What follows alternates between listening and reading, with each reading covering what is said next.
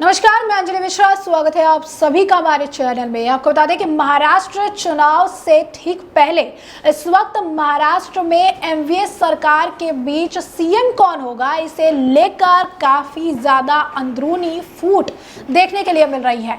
जहां पर पहले उद्धव ठाकरे मुख्यमंत्री पद के लिए चिल्ला रहे थे, अब उद्धव ठाकरे बैकफुट पर आ गए हैं और ये कह रही है कि उन्हें मुख्यमंत्री बनने की ख्वाहिश ही नहीं है। क्या उन्होंने शरद पवार और एनसीपी के सामने घुटने टेक दिए हैं? क्या मुख्यमंत्री बनने का मौका उन्हें दिया ही नहीं जाएगा, इसीलिए मुख्यमंत्री की रेस से खुद ही बाहर हो गए हैं? और इस पूरे मामले पे चर्चा के लिए हमारे साथ मौजूद है वरिष्ठ पत्रकार अजय पत्रकार जी। सर, आपका स्वागत है हमारे चैनल में। अब जिस तरीके से उद्धव ठाकरे ने कहा है कि मुख्यमंत्री बनने की उनकी ख्वाहिश नहीं है, तो यही उद्धव ठाकरे भरे मन से ऐसा क्यों कह रहे थे कि मुख्यमंत्री का चेहरा मैं हूं? अगर इनके पास कोई चेहरा है तो बताइए। उद्धव ठाकरे जो थे, एक्चुअली में इनके सपने देखने की आदत थी, प्रैक्टिकल लाइफ में इनका कुछ भी नहीं था। अब ये मान गए हैं कि मुझे सपना देखने की आदत नहीं थी। अब खुद कह रहे हैं कि मैंने ना पहले सपना देखा था, ना तब देखा था, ना अब देख रहा हूँ। ये सिर्फ सपना देख रहे थे, ख्याली पुलाव में थे, सपने में ही जी रहे थे। आपको बताना ये इतना गलत सपना देख का भी, और क्या कह रहे हैं कि अब मैं रेस से बाहर, मतलब मैं जो हूँ संन्यास नहीं लूँगा और मैं जो हूँ इसमें कतई नहीं आना चाहता था। ये बात मुख्यमंत्री उस पर कतई नहीं बनना चाहता था, इनका ये कहना है। आपको बताना ये सिर्फ मुख्यमंत्री बनने के लिए लालायित थे और ये बाहर हो गए। बाहर क्या, पूरे कूचे से ये बेआबरू हो करके निकले। अब चूंकि इनको कहीं साधन नहीं रहा, इनके लिए स्थिति ये है, ना ये घर के रहे हैं ना घाट के रहे हैं। वहाँ लोग महाराष्ट्र में दूसरी बात कह रहे हैं कि कभी कभी ये पोजीशन हो जाता, कोई आदमी ना पूरा घर का रहता ना आखिरी घाट का। इनकी पोजीशन इतनी बुरी है कि आप समझ ले, वहाँ पे गणेश विसर्जन की यात्राएं जहाँ निकली हैं, वहाँ सिर्फ एक ही था कि गणपत बप्पा मोरिया, अगले बरस तुम जल्दी आइयो। इनके लिए कहा जा रहा, अब तुम ना आइयो उद्धव, तुम ना आइयो। इनका सपना क्यों नहीं हुआ? क्योंकि शरद पवार का कहना हम देखेंगे, उधर कांग्रेस का कहना हम देखेंगे। ये धोखा खा गए, और धोखा किससे? संजय राउत की दोस्ती पे धोखा खा गए। ये सभी जगह से धोखा खा गए, आज पैदल हो गए। इनका मतदाता जो था वो चला गया, इनकी पार्टी चली गई, असली लोगों के पास आ गई। जो वास्तव में बाल ठाकरे के असली अनुयायी थे वो सब इनसे अलग हो गए। इनकी मतदाता, इनका विचारधारा, इनकी सिंबल, इनकी पार्टी, सब कुछ। अब ये क्या रह गए? अकेले आदमी रह गए। आज की डेट में शिवसेना में 5 लोग रह गए हैं। कौन कौन? एक ये उद्धव ठाकरे, दूसरी उद्धव ठाकरे का लड़का, और संजय राउत, और उद्धव ठाकरे के 2 लोग हैं। सर, सवाल ये है कि उद्धव ठाकरे आज कह रही हैं कि मुख्यमंत्री बनने की आकांक्षा नहीं है, ख्वाहिश नहीं है। ये बयान शरद पवार के बयान के बाद क्यों आ रहा है? पहले ये कह रहे थे कि मुख्यमंत्री का चेहरा है तो एनसीपी बताए, कांग्रेस बताए, और जब शरद पवार ने कहा कि हम डिसाइड करेंगे, हम बताएंगे जब ज़्यादा से ज़्यादा कैंडिडेट जीत कर आएंगे, इसके बाद अब इनके भी सुर बदल गए हैं। अब कहते हैं मुख्यमंत्री बनने की आकांक्षा नहीं है। देखिए, ये सपना देख रहे थे और पूरे विश्वास में थे। इनको अभी जो मीटिंग हुई थी उस पर भी इनको नहीं बुलाया गया, ना मेन कुर्सी पे। उसके बाद भी इन्होंने कहा कि नेता पहले तय कर दें। शरद पवार ने और कांग्रेस ने इनको नेता नहीं देखा, चूँकि इनकी हैसियत, अब इनको अपनी हैसियत का एहसास हो गया, मेरी क्या हैसियत है। और ये इन्होंने बिल्कुल आप समझे सरेंडर कर लिया है, सर झुका दिया। उसके बावजूद भी वो लोग कोई तवज्जो नहीं दे रहे हैं, कोई जगह नहीं दे रहे हैं, और ये उम्मीद कर रहे थे। उन्होंने कह दिया मैं डिसाइड करूँगा चुनाव, वो भी इनके लिए डिसाइड नहीं होगा, बिल्कुल कतई भी इनके लिए डिसाइड नहीं होगा, चूँकि ये इतने योग्य नहीं। उसकी वजह है इनका पतन हो गया, इनका मतदाता इनसे। सर, तो इसको इस तरीके से देख सकते हैं कि महाराष्ट्र चुनाव से पहले ये जो महाविकास अघाड़ी थी, जिसमें कांग्रेस, एनसीपी और उद्धव का गुट था, अब जिस तरीके से उद्धव को कॉर्नर किया जा रहा है, यहाँ पर उनकी जो राजनीतिक सफर है, कहिए कि राजनीतिक करियर है, इस चुनाव से पहले ही समाप्त है। बिल्कुल समाप्त है। आपको बताना है, देश ने एक बहुत बड़ी साजिश हुई देश में इनके साथ, कि देश में कुछ लोग ऐसे जो अलगाववाद को, जो भारत विरोधी, राष्ट्र विरोधी था। महाराष्ट्र में सबसे ज़्यादा राष्ट्र की भावना थी, राष्ट्रवादी।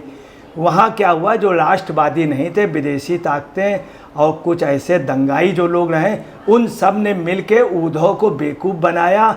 और चूँकि बाल ठाकरे बहुत बड़े नेता थे, ये उनके लड़के थे, और इनको बेवकूफ़ बना के इनको एक लालच दिखाया, और लालच दिखा के इनको बर्बाद कर दिया, इनकी आस्था तोड़ दी।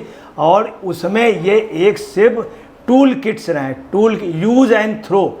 ये कांग्रेस का कल्चर रहा, शरद पवार का भी रहा है, इनको यूज़ एंड थ्रो। चुनाव से पहले इनको फेंक दिया गया। अभी जो वहाँ पे और जो चुनाव हुए हैं उसमें ये वहाँ के सभासदों में, ग्रामीण, उसमें सब जगह शिवसेना बिल्कुल फेलोर हो गए। उनसे काफ़ी मजबूत 95% कार्यकर्ता शिंदे के साथ हैं। तो आप सर, एक और बड़ा सवाल है कि जिस तरीके से जब बीजेपी के साथ इनका गठबंधन था, मुख्यमंत्री बनने का मौका मिला, और आज स्थिति ऐसी है कि जब पावर चली गई, जब उनके लोग जो है बीजेपी में शामिल हो गए, तो अब ये सर कांग्रेस और एनसीपी के साथ बच गए। तो कहीं ना कहीं क्या कांग्रेस और एनसीपी के साथ आने का इनका फैसला अब पूरी तरीके से बैकफायर हो रहा है, गलत साबित हो रहा है? बिल्कुल बैकफायर हो रहा है। मैं आपको बतला रहा हूँ कि इनका बड़ा अच्छा इनका भाजपा का गठबंधन चल रहा था। ये अभी भी भाजपा के साथ एक होना चाहते थे, मगर इनके साथ संजय राउत जो है वो शरद पवार और कांग्रेस के एजेंट के रूप में काम कर रहा। इस देश का दुर्भाग्य है कि कांग्रेस ने हर जगह अपने चुप नंबर भेज दिए हैं, जो जाके वहाँ पे विध्वंसात्मक कार्रवाई हर पार्टी में करते हैं। शिवसेना की टूटने की वजह सिर्फ संजय राउत थे। संजय राउत का दिमाग जिसने ख़राब किया है, संजय राउत ने जिसका दिमाग ख़राब किया, वो उद्धव ठाकरे का। आज उद्धव ठाकरे आपको बता रहे अंदर अंदर रो रहे हैं बहुत बुरी तरीके। चला मुरारी हीरो बनने, हीरो तो नहीं बन पाया, जीरो और बन गया। और आपको बता रहे इन्होंने ये भी कहा, सत्ता के लोगों के पास ना वो थे, पद के पास नहीं है। उनका सत्ता लोगों के पास होती है, पद के पास नहीं होती। तो फिर ये पद के लिए क्यों गए? ये मुख्यमंत्री के लिए लालायित थे, इनको बनाया भी नहीं जा रहा था। ये पहले कहते थे कि मैं कभी मुख्यमंत्री नहीं, कभी भी आपको बताना है बाल ठाकरे ने कभी भी मुख्यमंत्री पद वगैरह पे कभी ऑफर नहीं किया, वो बनाते थे। फिर ये अपने भाई के दुश्मन हो गए, सगा भाई राज ठाकरे, उसको बाहर कर दिया। सगा इनका गुरु बाप के बाद, अगर उद्धव अगर ठाकरे जी के बाद, बाल ठाकरे के बाद इनका कोई गुरु था तो नारायण राणे थे, मनोहर जोशी थे जो चीफ मिनिस्टर थे, ये थे शिंदे थे। इनसे ये गुरु थे इनको राजनीति में लाने वाले। ये बहुत जूनियर हैं। भुजबल थे, छगन भुजबल, सबको इन्होंने वो कर दिया। और सिर्फ किसके जाने, जिनसे ज़िंदगी भर नहीं पटी, शरद पवार से और उनको बाल ठाकरे, उनके यहाँ जाके सजदा कर दिया। कांग्रेस से कभी नहीं पटी, कभी भी बाल ठाकरे की वहाँ जाके सजदा कर रहे हैं, वहाँ पैर दबा रहे हैं। आप समझ लें क्या इन्होंने ईमान बेच दिया। हिंदुस्तान के अंदर मराठों का एक इतिहास रहा है, शिवाजी का एक इतिहास रहा। शिवाजी के यहाँ कोई गद्दार पैदा नहीं हुआ, कहना नहीं चाहिए। अफजल खां से ज़्यादा और मीर जाफ़र से ज़्यादा, जयसन से ज़्यादा अगर कोई गद्दार हुआ है, राष्ट्रवाद की शुरुआत महाराष्ट्र से हुई है। अगर कोई गद्दार हुआ है तो आप समझ लीजिए उद्धव ठाकरे हैं। जनता वहाँ की, आप यकीन नहीं मानेंगे, मैं आपको बता रहा हूँ, विसर्जन यात्रा पे वहाँ नारा लग रहा था कि गणपत बप्पा मोरिया, अगले बरस तुम जल्दी आइयो, ये लग रहा था। साथ में एक और बात कही जा रही थी कि ए दूर के मुसाफिर उद्धव जरा संभल के चलियो, अब तुम ना कमहू आइयो, ये नारा लग रहा। तब इनकी आंखें खुली हैं कि वहाँ लोगों ने गणेश जी के उसमें विसर्जन किया कि अगले बरस तुम जरूर आइयो, मगर इनको हम ना लाइयो, इनको नहीं लाएंगे। तब इनकी आंखें खुली, ये बर्बाद हो गए। राजनीति में इतना बड़ा हस्र किसी का नहीं देखा गया।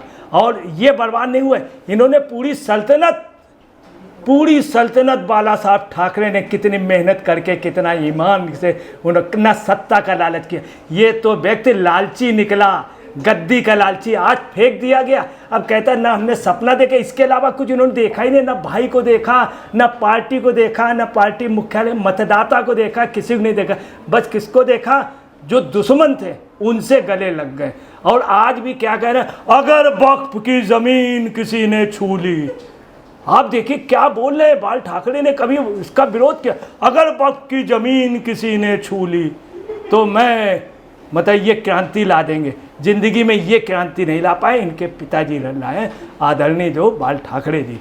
अब देखिए बिल्कुल ऐसा हुआ है जैसे किसी आदमी शरीफ बाप के बेटे को किसी कमरे में बंद कर ले और 2 लोग मिलके मारें और मार के बाहर कर दें उसी के मकान। बिल्कुल ये पोजीशन उद्धव ठाकरे को हुई।